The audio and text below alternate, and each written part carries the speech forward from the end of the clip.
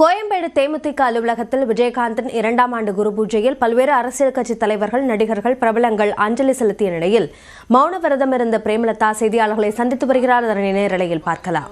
தமிழகம் முழுவதும் இருந்து கழக நிர்வாகிகள், தொண்டர்கள், மாவட்ட கழக செயலாளர்கள், பொதுமக்கள், பெண்கள் என்று எல்லாரும் தலைவருக்கு அஞ்சலி செலுத்திட்டு இருக்காங்க.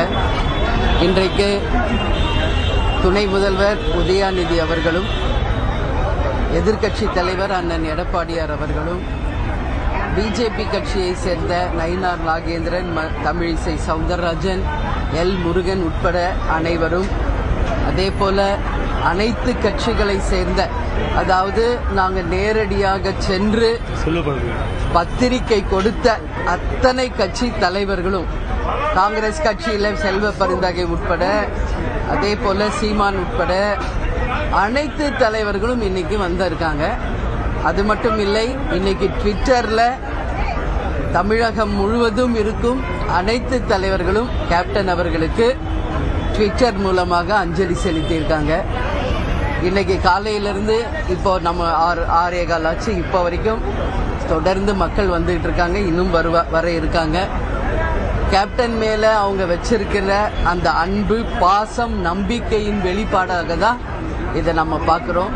ஏன்னா கேப்டன் மறைஞ்சு 2 ஆண்டு முடிஞ்சு இன்றையிலிருந்து 3ஆம் ஆண்டு துவங்குது. இன்னும் மக்கள் யார் மனதில் இருந்தும் கேப்டன் நீங்கவில்லை என்பதற்கான அடையாளம் தான் இது.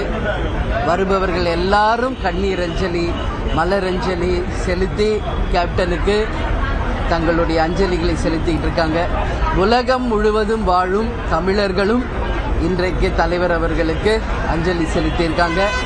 அதனால நேரில் வந்து அஞ்சலி செலுத்தியவர்களுக்கும், ட்விட்டர் மூலம் அஞ்சலி செலுத்தியவர்களுக்கும், தொலைபேசியின் மூலம் அஞ்சலி செலுத்தியவர்களுக்கும் தேசிய முற்போக்கு திராவிட கழகத்தின் சார்பாக எங்களுடைய நன்றிகளை இந்த நேரத்தில் அனைவருக்குமே நாங்கள் தெரிவித்துக் கொள்ள கடமைப்பட்டிருக்கிறோம்.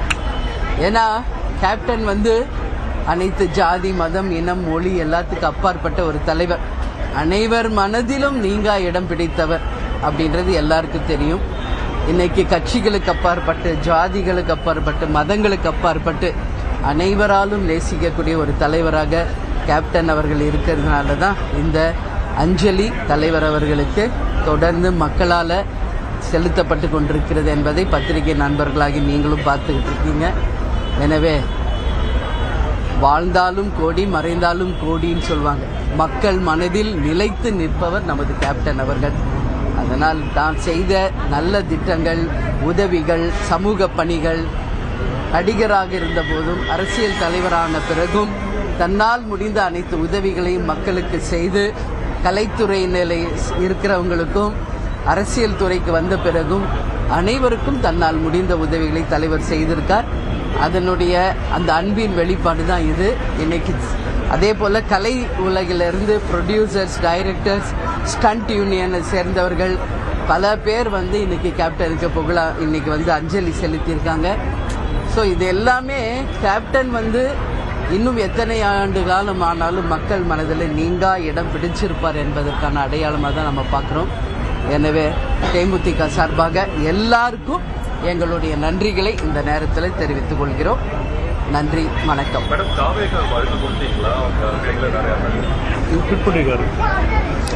நம்ம கொடுத்தோம். அவர் ட்விட்டரில் சொல்லியிருக்காரு, கேப்டனுக்கு அஞ்சலி செலுத்தியிருக்காரு. யாருக்கெல்லாம் நாம் போய் நேரடியாக கொடுத்தோமோ எல்லாருமே வந்திருக்காங்க. சென்னையில் இல்லாதவங்க அவங்க ட்விட்டர் மூலமாகவும் அவங்க கட்சி சார்பாக இருக்கின்ற நிர்வாகிகள் அனுப்பியிருக்காங்க. ஸோ நம்ம எல்லா தலைவரும் கேப்டனை நேசிக்கக்கூடிய ஒரு தலைவர் தான் கேப்டன். அதனால் எல்லாருமே சரிசமமாக கேப்டனுக்கு அஞ்சலி செலுத்தியிருக்காங்க. எனவே எல்லாருக்கும் இந்த நேரத்தில் நம்ம தேமுதிக சார்பாக நன்றிகளை தெரிவிக்கிறோம்.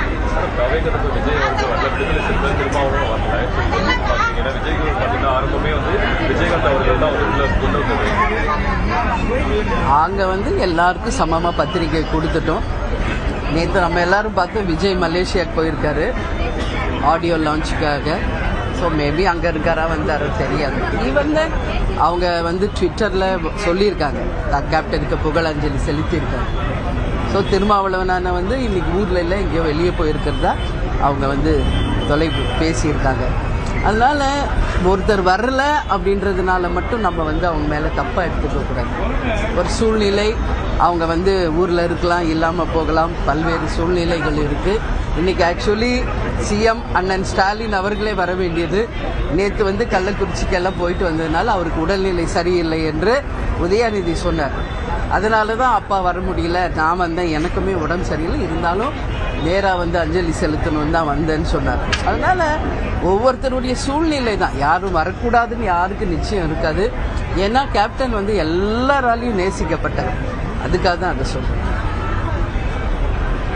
தினசரி அன்னதானம் அப்படிங்கிறது பண்ணிட்டு இருக்கீங்க. முன்ன இருந்ததுக்கு அந்த விகிதம் அப்படிங்கிறது உயர்ந்திருக்கு. அதிகமான மக்கள் பலன் தரக்கூடிய அளவில் வந்து சாப்பிட்டு போகிறாங்க. தோராயமாக ஒரு கணக்கு அப்படின்னு சொன்னால் எவ்வளோ சொல்ல முடியும்? இன்றைக்கி காலையிலேருந்து நீங்களே பார்த்துக்கிட்டு இருக்கீங்க. இன்றைக்கி மோர் தேன் ஒரு 30,000 to 40,000 பீப்புளுக்கு இப்போ வரைக்கும் நம்ம கொடுத்துக்கிட்டு தான் இருக்கோம். இது இன்றைக்கி மட்டும் கிடையாது, டெய்லி நம்ம அது பண்ணிக்கிட்டு தான் இருக்கோம், உங்களுக்கே தெரியும். ஸோ வீக் டேஸில் நம்ம பார்த்தோம்னா 2,000லேருந்து 3,000, வீக் எண்டெல்லாம் ஃப்ரைடே சாட்டர்டே சண்டே எல்லாம் 5,000 to 7,000 டெய்லி வந்துகிட்டு இருக்காங்க. ஒரு நாள் கூட தவறாமல் கேப்டனுடைய கனவு திட்டமான அந்த அன்னதானத்தை தேசிய முற்போக்கு திராவிட கழகத்தின் சார்பாக நம்ம தொடர்ந்து தந்துகிட்டு இருக்கோம், இனியும் தருவோம். அது மட்டும் இல்லாமல் கேப்டன் பிறந்த நாளுக்கு தலைவர் அவர்கள் செய்த உதவிகள், பல்வேறு விதமான உதவிகள், அதாவது எல்லா வகையும், அதாவது தொழில் செய்கிறவங்களுக்கு கல்வி உதவி, திருமண உதவி, மருத்துவ உதவி, அது மட்டும் இல்லாமல் யாருக்கெல்லாம் வந்து என்னெல்லாம் உதவி அவங்க வந்து கேட்டிருக்காங்களோ மனு கொடுக்குறாங்க. எவ்ரிடே நீங்கள் பார்க்குறீங்க, அந்த மனுக்களை எல்லாம் பரிசீலனை செஞ்சு அந்த மனுக்களின் பிரகாரம் நம்ம கொடுத்துட்டு இருக்கோம். அதுவும் இனியும் தொடரும். நாட் ஓன்லி அன்னதானம், அது மட்டும் இல்லாமல் பல்வேறு விதமான உதவிகளை நம்ம செய்துக்கிட்டு தான்.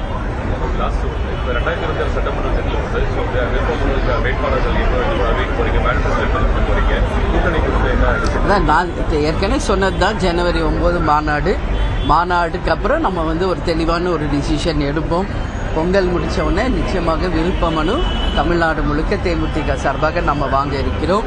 அது மட்டும் இல்லாமல் 4ஆம் கட்ட சுற்றுப்பயணம் எங்களுக்கு ஒன்று இருக்குது, கன்னியாகுமரியிலேருந்து விருதுநகர் வரைக்கும். அதையும் நாங்கள் முடிக்க இருக்கிறோம். அதுக்குள் நிச்சயம் நல்ல கூட்டணி அமைத்து தமிழ்நாட்டுக்கும் தமிழக மக்களுக்கும் நல்லது நடக்கின்ற ஒரு நல்ல கூட்டணி அமைப்போம். எங்கள் மாவட்ட செயலாளர்கள், எங்கள் நிர்வாகிகள், தொண்டர்கள் யாரை விரும்புகிறாங்களோ அந்த கூட்டணியை நிச்சயம் தேமுதிக இந்த முறை அமைக்கும்.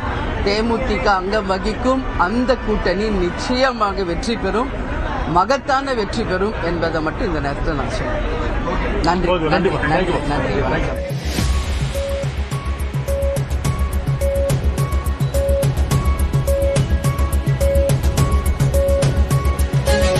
தேமுதிக நிறுவனர் விஜயகாந்தின் 2வது ஆண்டு நினைவு தினத்தையொட்டி அதற்காக மரியாதை செலுத்த வந்த அனைவருக்கும் நன்றி தெரிவித்திருக்கிறார் அக்கட்சியினுடைய பொதுச் செயலாளர் பிரேமலதா விஜயகாந்த்.